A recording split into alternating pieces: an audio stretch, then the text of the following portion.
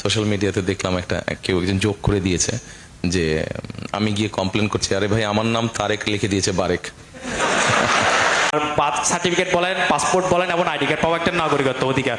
কিন্তু এই নাগরিকত্ব অধিকার পেতে আমাদেরকে যে পরিমাণ ঝামেলা পোয়াতে হয়, আমরা চাই আপনি যেভাবে খুব সংক্ষেপে এবং ঝামেলা মুক্তভাবে আইডি কার্ড বাংলাদেশে এসে করতে পারছেন, আমরা প্রত্যেকে এভাবে করতে চাই এবং প্রত্যেকের আইডি কার্ডগুলো, আর বিশেষ করে আইডি কার্ডের সব ভুল এবং হচ্ছে ছবি। আপনি যদি আইডি কার্ডের ছবির দিকে তাকান, আমরা যদি কোনো ইউরোপীয় অ্যাম্বাসিতে যাই তখন আমাদের দিকে একবার তাকায়, আমার পাসপোর্ট এবং আইডি কার্ড দিকে 10 বার তাকায়।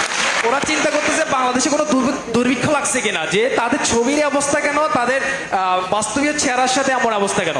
আমার ওই এনআইডি কার্ড করে আসার পরে সোশ্যাল মিডিয়াতে দেখলাম কেউ একজন যোগ করে দিয়েছে যে আমি গিয়ে কমপ্লেন করছি, আরে ভাই আমার নাম তারেক লিখে দিয়েছে বারেক।